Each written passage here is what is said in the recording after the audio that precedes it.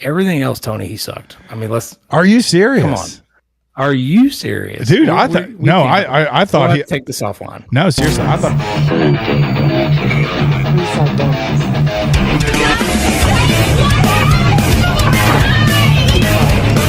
Hey, everybody, welcome to Blood and Donuts. I'm Tony.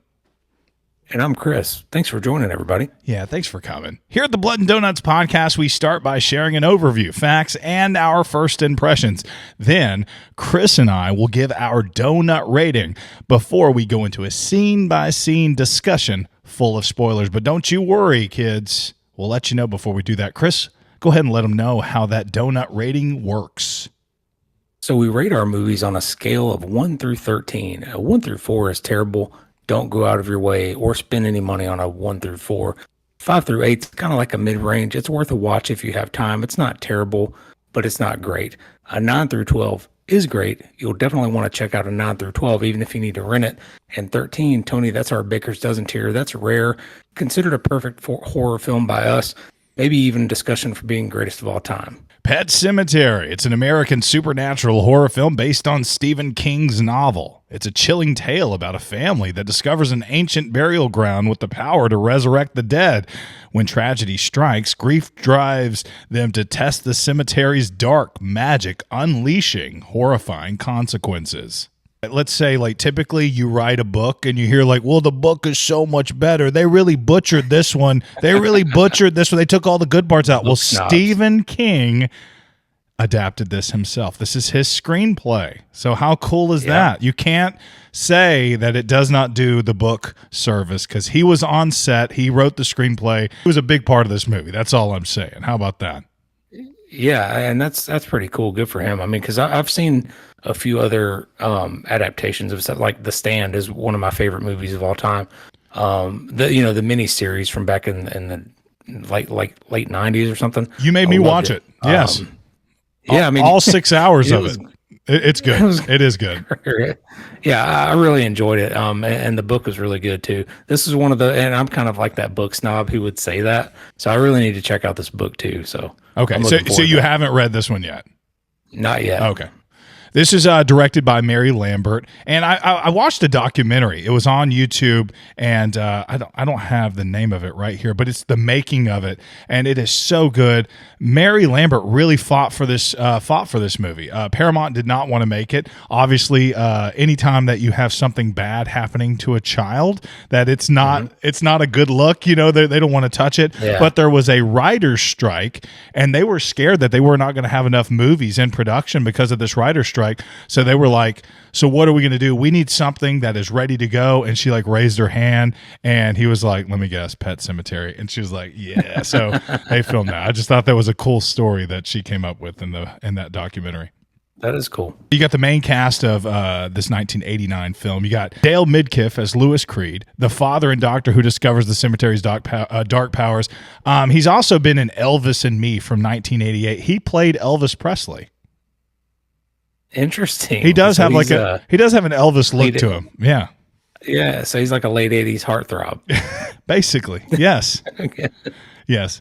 And then you have Denise Crosby as Rachel Creed. She played Creed's wife, obviously. You got Miko Hughes as Gage Creed. You got the young son of the Creeds, who he's the central to the film's tragic events, which we'll get to in the spoilers. And he was a famous kid actor. I remember him from Kindergarten Cop. Boys have a penis, girls have a vagina. Thanks for the tip. Do you remember that? I saw that because I did a little run through of the what else have they been in kind of thing. And of course, everybody's at the top of this list was like Pet Sematary. Yes, but then I saw that he was in Kindergarten Cop, so that's cool. Yeah, he's the kid that stands up. It's like it's Arnold Schwarzenegger's first day, and he's like, "Did you?" And he like raises his hand, and she stands up, and he goes, "Boys have penis, and girls have a vagina," or something like that. And all the kids go. I remember him from that. I did not know that he's in Wes Craven's New Nightmare, 1994, or it slipped my mind, and I need to revisit that. He plays Heather Langenkamp's kid. Yeah, that's great. And there like a intertwined in like the makeup artists and stuff. Yeah, there's a whole family dynamic thing. Yeah. So her husband did the special effects makeup on this film, and actually they were boyfriend and girlfriend at the time. On the set of this film, while they were staying in Maine, he proposed to Heather Langenkamp. Nice. Lots of intertwining. That is awesome. Let's not forget about the gym, though. Fred Gwynn. Oh, Maybe there's a better way. The place we're going is on the other side of that. man, Yes, he's the best thing about this movie, isn't he? Yep. He's got the main accent just nailed. That's really awesome. Dad is better. Well, sometimes that is better. I can't better. Sometimes Dad is better. No, we don't go down that road. No, that road. Right. That road. There's so many like South Parks made fun. Like it's all kinds of. Has South Park made fun of it? Yeah. Rod leads to Conifer. You want to go to South Park, you got to go down that rod. I looked it up. It's like a little South Park clip where he does the road bit. Like, it's really funny. If I could name just like supporting characters in horror movies, like the most famous supporting characters in horror movies. This Fred Gwynn as Jud Crandall from across the street, Pet Sematary, has to be top 10, right? Yeah. Well, he starts off with like saving the kid's life. Yeah. But that's how he's introduced. But he saves the kid's life right off the get go. But he's also kind of the reason that they get into this mess. They're still rolling. That too. The credits are still rolling, and he has to save the kid. Still coming up like directed by, and then he like scoops him up like, oh hey. I forgot how many times they show a truck go across the road in this, like a scary truck. It is a lot, and like, hey, don't forget about this busy road here with all these trucks. And if you Not in that road. you have a sound bar, it goes. I mean, the sound was so freaking loud. I was like, I had to turn it down so many times when they would pat that. Like, I felt as though this is one of those movies which is crazy. You and I have children now, and you go back and watch this. It's a totally different movie when you have kids, isn't it? It is. Like that was so, like the scene. I can't talk about it because we're not in spoilers yet, but it's just a different type of movie when you have children. And I say that to say this: when I bought a house and when we were house looking, I think of busy roads, but probably because of this movie, and anytime I'm on a busy road, like a main highway or something, and you see houses that live on a main highway, you go, did you never watch Pet Sematary? Like, what are you doing? Oh my goodness. Yeah, absolutely. You got Brad Grinquist as Victor Pascow, a ghostly figure who warns Lewis about the cemetery's dangers. And he's a good guy. And how about Andrew Hubasek or Hubasek? Let me see, Hubasek. I don't know how to say that. Hubatsek. He played Zelda Goldman. It's a dude. Yeah, I noticed that, but because they didn't think a 13-year-old girl would be scary. This I'm like, have you all not seen The Exorcist? Or dude, Andrew killed this. I had I had so many nightmares about Zelda when I was growing up. She Zelda is the creepiest thing about this movie. I would agree. Creepy Gage too when he's not dressed up. Yeah, I love Creepy Gage or whatever. But sorry, spoiler. I mean, it's 50 years old. Come on. Yeah, Creepy Gage is special. We can talk about it a little bit. But Creepy Gage is special. It's like Chucky humanoid zombie. You know what I mean? Yeah. He does such a good job with that. So good. Yeah, he did. Yeah, so good. How about Blaze Birdall as Ellie? Okay, so this is a bit whiny. Yes, thank you. Thank you. She's again, she's probably my least favorite thing about this movie, and maybe it's just because the parts that was written for her were just like, no, Daddy, why does he have to? You know what I mean? And then on top of that, she has a sixth sense or like kind of like The Shining type of deal. Yeah, like she dreams stuff that's going to happen. Yeah, but they didn't flesh that out too well. Right. It just happened. It was a plot. Move along. Yeah, and she did it in a whiny voice. Don't do it. Pascow came and talked to me, and I don't know. It's fine. Right. Yeah. Another thing, she has a twin sister, and during that documentary that I watched, it looked as though she went uncredited. You know, a lot of times back in the day, they wanted to, if they were going to hire a young kid, they thought that, you know, like the Olsen twins, you know, if you had a twin sister, Sure. you know, when one wasn't feeling good, when one was acting bad, you know, when one needed a nap or whatever, you could kind of, you know, the movie, Just get out the spare. the production would still go on. And An audition first. She had the first audition, and I think they liked her and heard she had a twin. And so I went in on the callback with her. They really liked the two of us together. And so I don't know if it seemed as though she was in this movie, and maybe she went uncredited. Yeah, I think they called her like whatever her name is, like number 2, like kid number 2 or something like that. Oh, really? I thought I heard that somewhere. Okay. Yeah. That sounds legitimate, actually. Bruce Campbell, real quick. Sorry, No, you're good. he was the first choice for Lewis Creed, Oh my. according to IMDb. I don't know how true that is, but it had a lot of votes.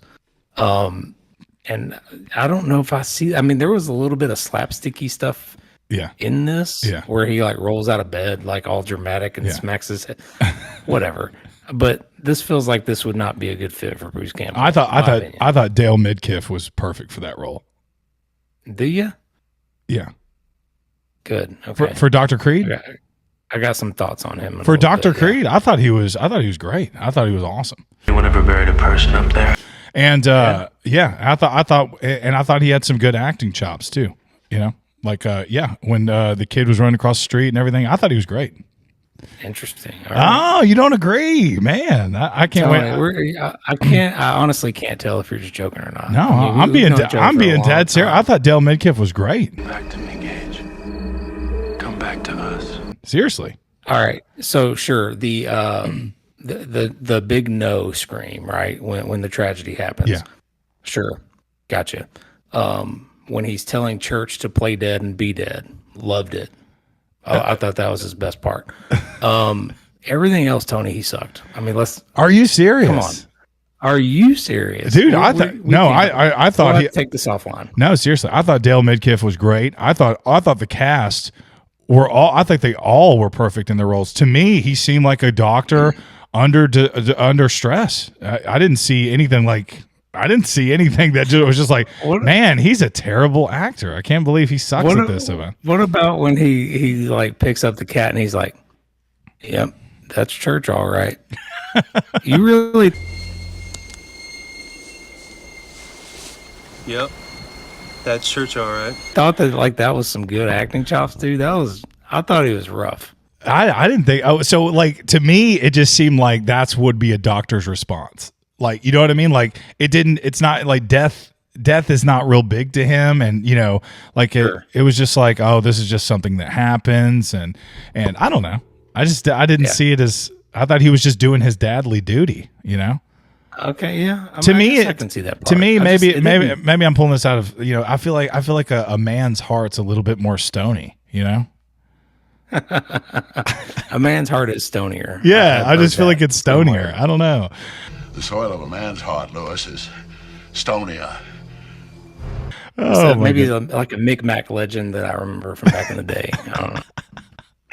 Oh my goodness. So like I saw that they filmed this in Maine. The house, perfect. I love the location. I love the path going back. What they did, the set pieces to build this pet cemetery. Gorgeous, wonderful. The path there, everything looks great. Love the sign, Pet Sematary. Of course, I love the trees. They put all those trees in. They brought all those rocks in. They built every piece of those set and the Indian burial ground as well. And I love the parallel between the two. When he talks about the Pet Sematary is a good place. Yeah. You know, and she's like, what's good? What could be good about animals? You know, it's green. It's very lush and everything. And then on the other side, you have a very dark, sour ground. It's very rocky over there. You know what I mean? Yeah. You bury the animals kind of like in a ring, and the ring just keeps getting bigger. Yeah. And then for whatever reason, there's a lot of passive aggressiveness with the wife at the Pet Sematary, but there is a lot like it was strange. Like so I watched this with my wife, of course, and you know we looked at each other. I was like, why are they so pissed at each other? Are you saying like what is going on with this family? They didn't want to talk about death at all. Like the wife did not, you know, because the wife didn't want to talk about death because of her sister. Okay. Yeah, You know sure. what I mean? So that. that's why Judd gives Creed a little look like, what the, there's something else there, because she What's was her like, problem? she goes, this is what could be good about this? And he was just like, life and death. What? He kind of looks at Creed like, what's going on? Yeah, what's going on? He was like, get your wife under control, basically. But then you get this little side plot with Zelda, and yeah. Anyway, so you got that house. They were looking for a house perfectly adjacent or across the street that would look like an old Victorian, kind of like Judd was staying in. They didn't have that, so they had to build a facade around a small ranch house that was across the street. So they built that and they aged it and everything. I thought that looked great as well. Small spoiler here, but when it burned down, they just burned the shell. Yeah. Yeah, Right? they put, That's crazy how they did that. How scary would that be? They're like, hey, can we borrow your house? Yes. Your house is going to be fine. We promise. It's good. The fire is contained to the outer shell. We built some layers in between it. It's going to be fine. Dummy that they made of Denise's dead character weighed over 70 pounds. So when Creed is carrying that at the end, pretty heavy prop there. Heavy prop. Spoiler. Maybe that hurt his acting. You know what I mean? Because he was having to carry such a heavy load. Maybe they filmed that first, and then just the rest of the movie, he was like, "Oh boy." Small spoiler there too. Yeah, I guess. I guess. Like I said, it's like 50 years old. We're We can spoiling the spoil crap it, out of this thing. You've probably seen it already. And if you haven't, what's wrong with you? You want to go ahead and get in your rating?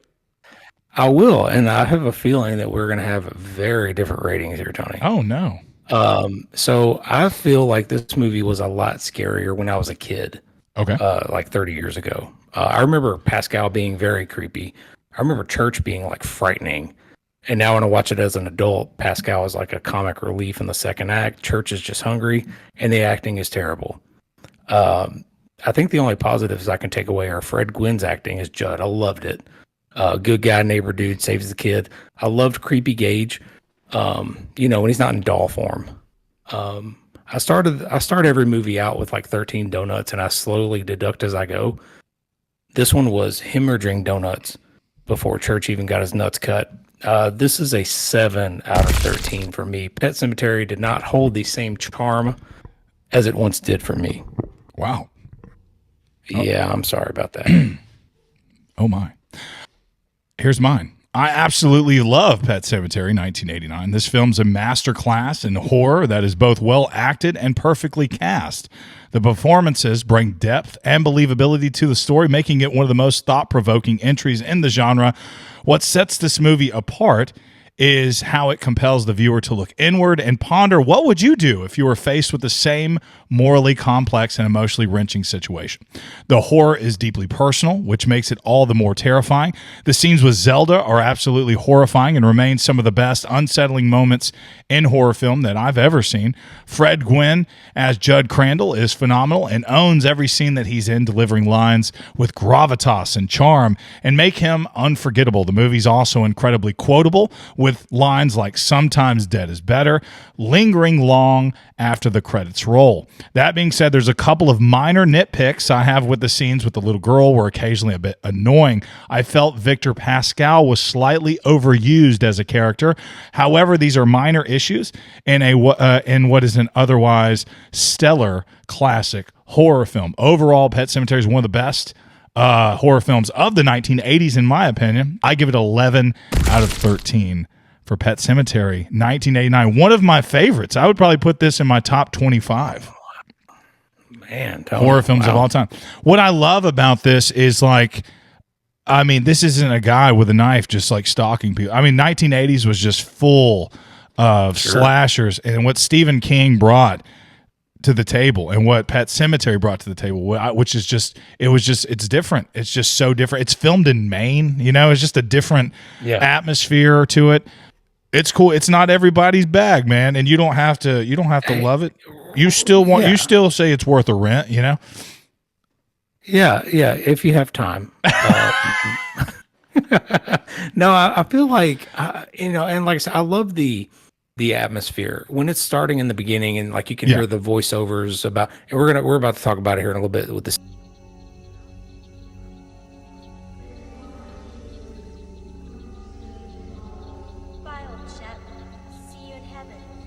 scene by scene. Yeah. But I love that part. I mean, I love the setup. I loved that. I love the atmosphere.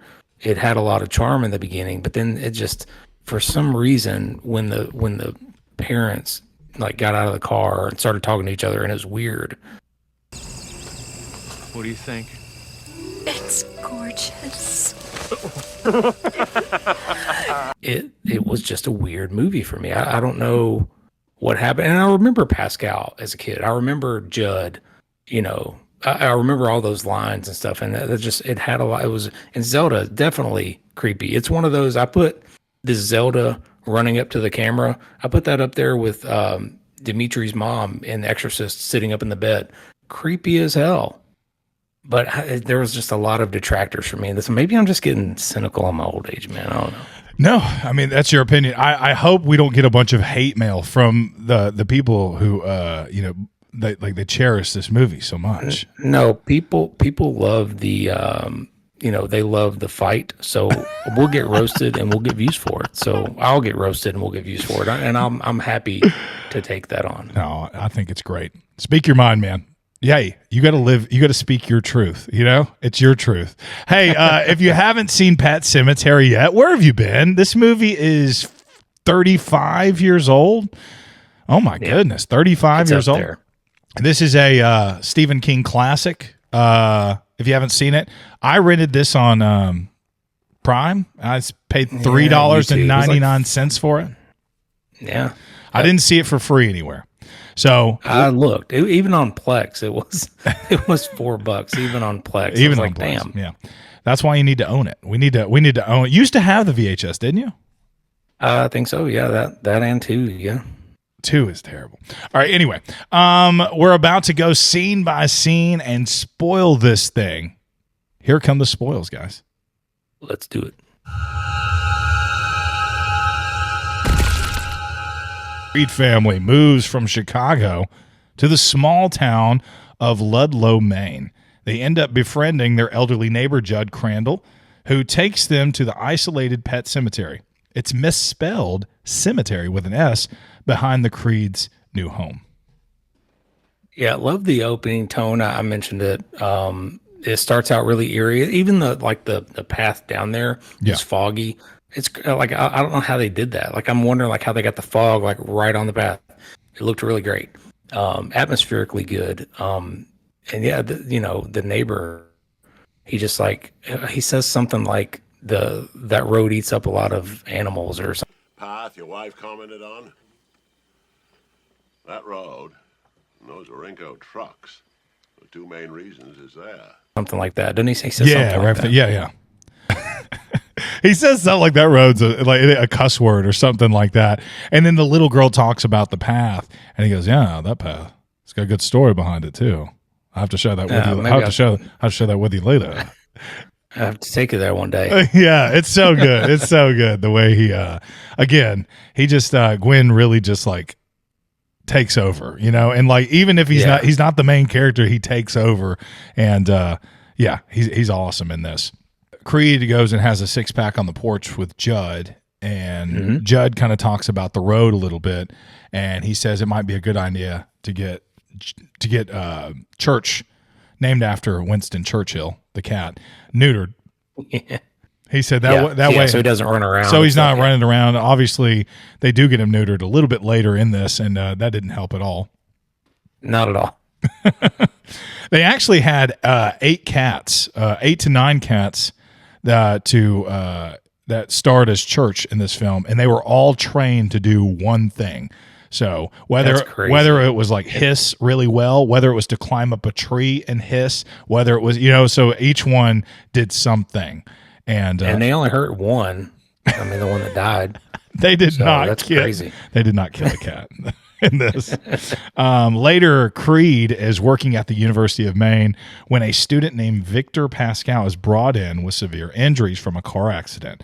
The young man dies, but not before warning Lewis of the Pet Sematary.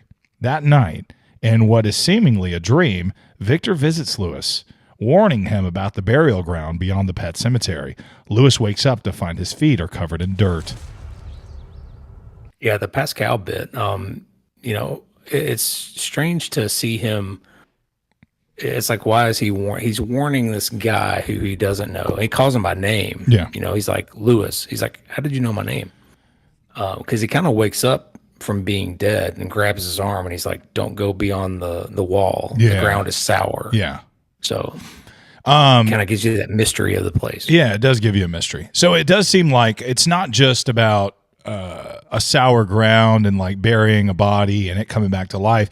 If you see on the ending, when they go back to Jud's house, it looks like the evil's starting to take over. Like his house is starting to rot a little bit, almost like it's being taken into the ground. There's moss on everything. Pictures are turned to the side. So there's definitely an evil out there. So I guess you would take the Pascow thing as the good side. You know, Pascow, he went to heaven. Apparently he was a good kid. So the good side is reaching out because there is a battle against evil that is going to happen later in this film. So he's like grabbing his hand and said, let me warn you. But Creed is the most hard-headed human being I have ever met in my entire life. Right. He gets several warnings not to do the things that he's about to do. Yeah. And then he gets several warnings from humans and ghosts. And then he does it, but even the humans like, well, maybe we should. Right. Well, all right. So tell me this real quick, back on the other subject. Yes. What is with the passive aggressiveness between the husband and wife, even before? This is after Pet Sematary, Yeah. and before Church gets neutered. Yeah. They're like just talking at the table. And is it the death thing? So you're saying that they're just pissed at each other because her parents hate him for some reason. So something went down, and I wish they would have fleshed that out a little bit more because the dad ends up punching him at his son's funeral a little bit later in the movie. Yeah, I got questions about that too. But that they go for a holiday. I don't remember what it was, but she takes the kids and she's like, "Are you sure you don't want to come with us?" He goes, "No, I'm never going to be." I'm never going to be considered family to your parents. Yeah, kind of thing. Yeah. So there's some underlying thing going on there, and maybe they moved to start a new life because maybe he cheated or something. Maybe the parents hate him because he did something wrong. I don't know. It doesn't explain it. Maybe the book does, and maybe she didn't have time to direct that and fill this whole story out. But that's fair. I'm there with you. It is just like, why are they a little snippy at each other? They're just like taking shots at each other, and then she runs out to the car and is like, "Are you still my doctor?" Yeah. They kind of like they had just a little spat. No big deal. It's a big deal. They're moving to a new town. He's starting a new job. They uprooted the family. I do like the house though. The house is gorgeous, beautiful. Yeah, so they just bring in this biker Pascow. His head's missing. That's a cool effect, right? We got to talk about that. Yeah, like his whole side of his head's. Yeah, they said it was done. It was so realistic that the cast wanted him to cover it up. They got grossed out by it on the set. They were like, and they wouldn't sit next to him at lunch. Yeah, they're like, dude, you got to do something about that. That's disgusting. Right. Church, a cat owned by Creed's daughter Ellie, is killed by a truck on the road in front of their house. I feel like when I say road, I don't sound like him. I sound like Forrest Gump. And you should still do the accent though. Oh, okay. And maybe just on the word road. You don't go down that road. I sound like Forrest Gump, don't I? All right. So anyway, yeah. It's killed by a truck on the road in front of their house while Rachel, Ellie, and Gage, they're in Chicago. Jud takes Lewis to an ancient Micmac Indian burial ground, the real cemetery, to bury the cat. Lewis asks if a person was ever buried in the grounds. Jud replies, "No, and whoever would." I just sound like Jimmy Stewart there. Church comes back that night, but an evil shell of himself attacking Lewis, and smelling of death, Church drops a dead, mutilated rat into Lewis's bath, startling him further. That's Church, all right. You know Church. Church. Cat kill -1.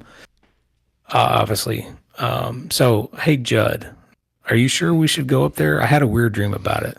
Yeah, you're probably right. We shouldn't. There's weird stuff that happened when I was a kid. Never mind. Roll credits. No. Hey, first off, you have to suspend some disbelief. You have to. This is a horror movie. This is a horror movie. But he did. He woke up and but he didn't even bring it up. He's like, "Hey man, I kind of had a weird dream," and then Jud's be like, "No, trust me, it's all right. I've done this before or something." It would, but Lewis is just like, "Okay." It wasn't even a weird dream. He had muddy feet. Yeah, he was literally there. He literally like ruined their white sheets. He had to bring them down and wash them. How do you explain that to the wife? Sleepwalking during his dream. Were you sleepwalking? Did you run down to the pet? No, I pooped the bed, and I was like, wipe my butt on it. But Jud calls him. He goes, "You better come over here. Looks like Church is dead on the yard or whatever." He's like frozen to the yard, and he like to the grass. He like pulls him up, and you can hear the frozen. Cat carcass. That was creepy. So good. I was just like, that's a dead cat. You know what I mean? You know it's not, but it's just like you can hear it. The lawn. Like that one cat was really good at playing dead. Of the 9. They trained him to sound like that. That's so funny. But Jud walks him up, like you said. We're going over the wall, the wooden wall this time. Yeah.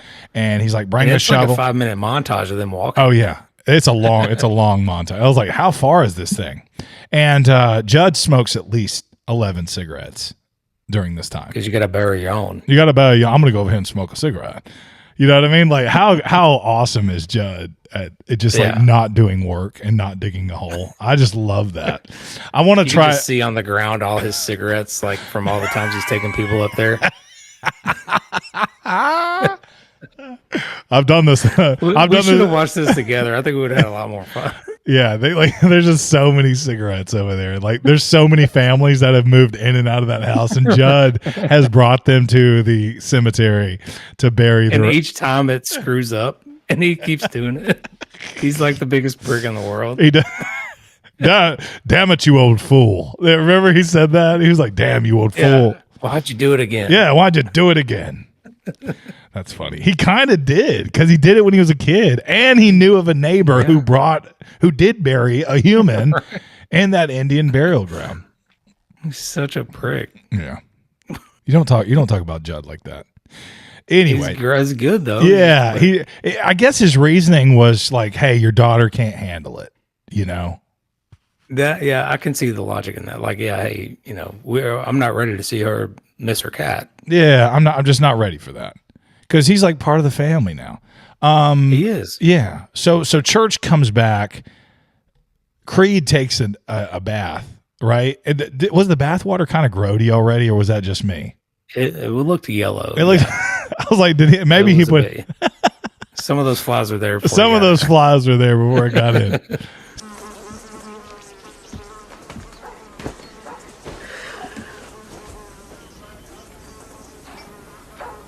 Some of them flies were there before I got in. So he did not wipe his butt too well the day of that bath, but that's okay. I like how the dead that comes back smells like death. You know, right? It just apparently does through the winter months and into spring when the church is still around. Oh yeah. Like, just always they're like, hey, why does he keep smelling like death? Yeah, she was like, do you think we can get some shampoo? And it did, nothing fixes that the smell. Right. There's not a lot of upside to burying anything and it coming back. Yeah. I mean, it's just there. You still have the object of your affection, but a lot of downside. A lot of downside. The following spring, Lewis's toddler son Gage is killed by a truck on the same road. The family is overwhelmed with grief, especially Rachel, who seems unable to even get past the initial shock. At Gage's wake, Rachel's father, Erwin, whom already dislikes Lewis immensely, blames and berates Lewis for the boy's death. Lewis punches him, and in the ensuing scuffle, Gage's coffin is knocked off its stand. I don't know what to tell you, bud. We're just shooting funerals and show the ones where the bodies fly out. Coffin flop. I'm sorry. That's the first thing I thought of, and I was laughing. True story. Coffin flop. What TV show was Coffin Flop on? Corn cob TV. Corn cob TV. Body after body busting out of shit wood and hitting pavement. They're saying it's impossible that many dead bodies are falling out of coffins every day. They're saying no way. You must have rigged something. I didn't do. They say that we're setting them up like that, and they're just falling out in the coffins. That's They're so just busting out of shit wood. Oh, it's so fun. Like that's the first thing I thought of when I seen the I body. love the coffin flop video. Oh my God. great. That skit is so funny. That's one of my favorites of his. What's his name again? I forgot. It is good. Tim Robinson. Tim Robinson, man. Coffin Something flop. to lighten the mood in this tragic event, man. What about they showed it really tragically too. Like he's standing there. You're seeing the trucker guy rock out to I forget who it is, but he's rocking out to somebody in the car. He's not paying attention to the road. Yeah. And then you just see the collision, and then you see a shoe roll across the road. It's really tragic. It's brutal. I mean, to get that truck so close to the kid, they actually use the kid. That's a huge mirror and they just shoot the mirror. Oh. Yeah, to make it. Audience to feel like he was in that road. I wanted to tear people up with it.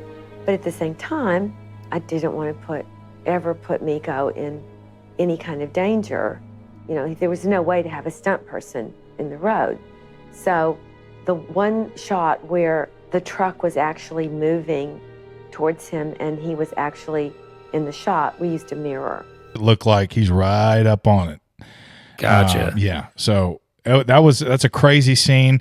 Heartbreaking. It looks like the most beautiful day that you've ever seen. They're flying a kite. Yeah. They have a picnic table out there. Jud's there. The grass is green. They're flying a kite. Yeah. Gage is in a yellow overalls, just looking like a cute kid. Again, this is a brutal scene if you're a parent. It's hard to watch. This is one of those scenes you start looking at your phone or something.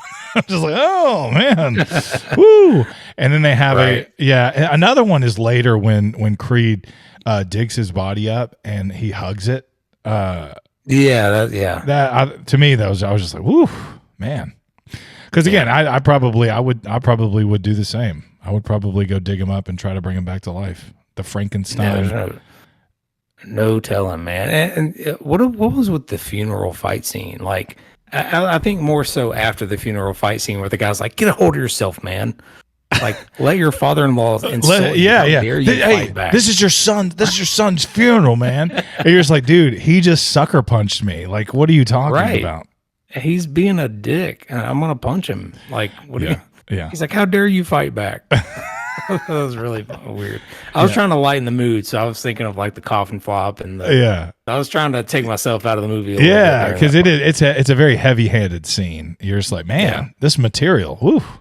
You know, it's different when they're just like teenagers. You know what I mean? Yeah, who are a slumber party. Yeah, teenagers at a slumber party, babysitting or something, and somebody comes in, slices their throat open. You're like, oh, this is cool. Like, you know, they're old enough to buy cigarettes. It's fine.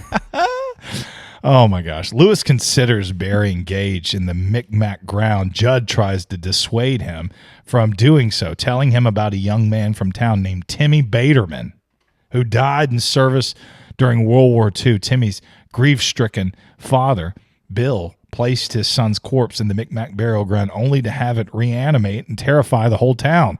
Jud and 3 of his friends tried burning down the house with the son in it, but Bill was attacked by Timmy, and they both perished in that fire, Chris. Yeah, I didn't really, I don't really have too much say on that one. Like, my thought went to just the logic of Jud. Like, he knows how it went with Timmy. He saw how it went with Church. So, like, logic tells you to, like, hey, man, you really shouldn't take, and like, they should do everything they can to prevent Lewis from doing, to Gage what they did to Church. But he just, he falls asleep with some beer on the porch.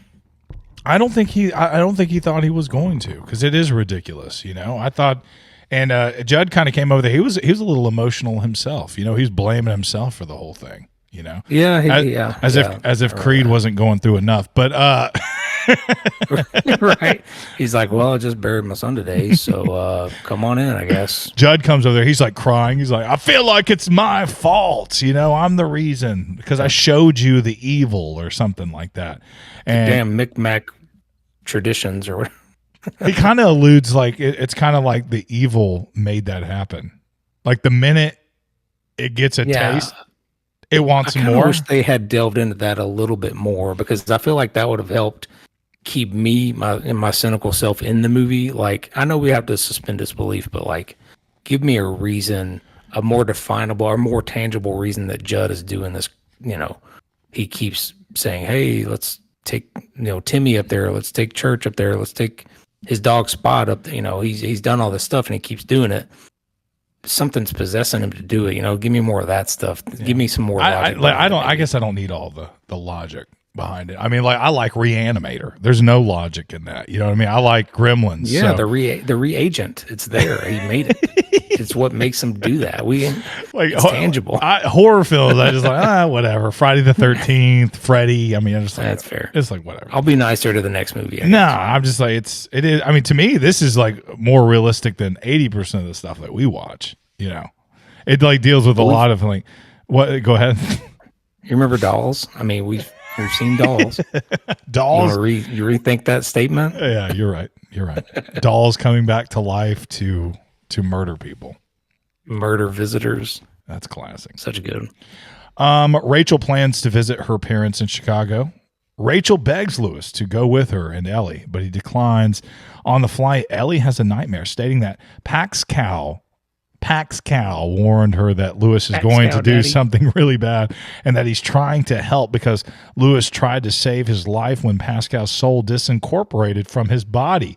Rachel realizes who her daughter is talking about and calls Judd because Lewis is not answering his phone. She asks if he has seen Lewis and then tells him that she's returning. Judd warns her not to, but she's already hung up. So Judd is he's already thinking that Lewis is going to try. Yeah. And that's why he's like, hey, hang on, don't come back. So he can tell that Lewis is kind of like losing his sanity. Yeah. And he's not at the house, so he's kind of thinking like, oh man, yeah, I need to keep watch. He knows exactly where he is. He puts his six-pack on the porch and he goes, all right, you old fool. It's you started this. It's time for you to finish it. Like, hey, I'm gonna kill this kid when he comes back to life as a zombie. Kind of thing. Yeah. And so the mom is like, oh my God, this is realistic. The ghost and all that stuff. This is really happening. So she starts driving back. Pascow, she actually gets a flat tire here in a second. Pascow alludes to the fact that the evil is trying to stop her. Yeah, and he's kind of helping her out through the whole thing. He's like stops the flight or something. Yeah, he helps her get a different flight. Those are the scenes I don't like. Is Pascow at the like, what about the 1013? What about that's the stuff I don't like Pascow. I liked him in the beginning on the table turning to him. Yeah, creepiness. Showing him the cemetery. Yeah, he was dead, and then I saw him in a dream, and that's it. And, I don't need him anymore. But he's even at the end, and dude walks through him and stuff. It's classic. It is what it is. It's always been there. I've seen it 100 times. But I'm just saying, Pascal's a little overused, especially in the airport and stuff like that. And in the semi, this is where I have to leave you too, sadly. It's so stupid. Chris, it was the 80s. What does he say when she's like, thanks for everything? And he's like, he says something that like Chris, his last line. don't be whatever. You shouldn't be remembering that, okay? Lewis heads to the cemetery Gage is buried and intended to exhume his son's body. He's met at the graveyard by Pascow, who warns him not to proceed. He takes his son's corpse to the Micmac burial ground. Pascow's spirit unsuccessfully tries to stop Lewis. Lewis returns home, exhausted from his activities. It is tough digging a hole. Yeah. Like there's no way. We've said this 100 times. Like I've dug like a hole that's about this big for roses. You know what I mean? You know what I mean? But his son was buried in a coffin 6 feet under, and you took a shovel and you got all that up by yourself. I would be so worried. Not only that, you carried him to another graveyard, which is stonier and sour, and you dug that up and buried him again. You would be dead yourself. The sour ground is a lot harder to dig up than the normal funeral ground. There's a lot of rock to it. It's stony. You might could get away with it because it's fresh dirt. Yes. You know, at the funeral site, but you're still that's a 1 by 3 by 6 plot. You gotta that's tough. But again, this is where that tough scene is, where he gets Gage out of the coffin. He's just kind of holding him, right there. Yeah. And he's talking. Tough for the cops to see him too when the light went over the stuff. Yeah, and he jumps in the grave with his son for a second. Yeah. Ducks down. Gage later arrives and enters his father's room, removing a scalpel from one of his bags. Gage enters Jud's house, kills Jud while Church watches. I got something for you. He's trying to get him. He's like opening a pocket knife. He's like, I brought you something. Yeah. The kid pops out. He's got a candy for him. I got a candy. You're going to love it. He a Werther's and a blade. He cuts Jud's ankle really good. Oh, yeah. The special effects in this latter part are really good. Too. Yeah. They made 2 faces, like dummy faces of Jud for the first the cutting and then for the eating a little bit later because he's hungry, Yeah. Well, this is all his fault anyway. So it's good. It's an equilibrium kill. It balances it out. Yeah. So. You expected that. Rachel arrives. Rachel is driving home. She arrives hearing something that sounds like her late sister, Zelda, calling her name. Rachel, I'm going to get you, Rachel. Never get out of bed again. Sorry. Never get out of bed again. Never get out of bed again. I wanted her to die. Then Gage's laughter. Rachel enters Jud's house and finds Gage in an upstairs bedroom. Gage tells her he brought her something and shows her Lewis's scalpel. Rachel hugs her son in disbelief, and she's murdered. Yeah, this is like, was this before or after Chucky? Either way, you didn't really expect a stabbing if you're Rachel. You don't really expect your kid, even though he's holding the scalpel. You don't say, "Oh, give that to mommy real quick." Yeah, you just hug him. Yeah, and then you get stabbed. But the Zelda running up to the camera, the whole Zelda backflashes are they're really creepy. Really creepy. And the kid looks really creepy right here. They do such a good job with him, I feel like. And hearing the little, "Hey, daddy, I saw mommy," and like that kind of thing. And you're just like, oh my gosh. And like, especially back then, before it's been overdone, like kids killing and, like the Chucky and like all that stuff. It's like, it's been a little bit overdone. Like back in the day, this was really creepy. Him in that little hat and the cane and all that. What was that all about? So when I was watching Dead Meat's kind of kill count on it. Yeah. And I think that is the sister, or I'm sorry, the picture in the flashback house with Zelda and Rachel. Yeah. There's an image of like an old lady that's in like a blue gown and a cane. Yeah. So that is maybe her. It's mimicking that or something. Oh, okay. For Rachel. So that's why he's in that get up. To creep her out. It looks like, it's in the image of whoever was on that picture, maybe her grandmother or something like that. Interesting. He does a little bit more with her body though. He doesn't just murder. He ties her up, like hangs her from the rafters. Yeah. He does the old Michael Myers reveal the kill later on while you're running through the house. It's gotta love that. Style points. Yeah. Lewis wakes up, finds Gage's muddy footprints on the floor, his doctor's bag open, and his scalpel is gone. He receives a call from Gage saying, "Come play with me, Daddy. First I played with Jud, and then I played with Mommy. We had an awful good time, and now I want to play with you." That is in the synopsis. I was like, I got to keep that in there. I want to play with you. I want to play with you. It really the last third of this movie I thought is the best part. Action packed, creepy, except for Pascow. A little bit of the ages there with the doll though. You can see it go from like doll to Gage. Yeah. Back and forth. I feel like you could still roll around on the floor with Gage and not hurt him. You think you so? didn't need the doll. You can't have him jump out of the attic doll. The doll seemed a little bit larger than Gage too. Yeah. But you could still roll around with Gage. You can't just have him fall out of the attic, though. So I get that. But yeah, whatever. Yeah, they were scared to hurt him. I guess. I don't know. They need a kid. Well, they already ran over him with a truck. A stunt kid, like an ugly kid. You know, like you're like an ugly, tough kid that you just like. He's not. He don't have a face for acting, but he'd be a good stand-in to fight with. A good stand-in. If you need a zombie kid, you got him. Preparing shots of morphine, Lewis heads to Jud's house, running into Church once more. He distracts the cat with a raw steak, then kills him with a shot of morphine. He heads into the house once more, taunted by Gage. Lewis searches the house, only to have Rachel's corpse fall from the attic, hang by her neck.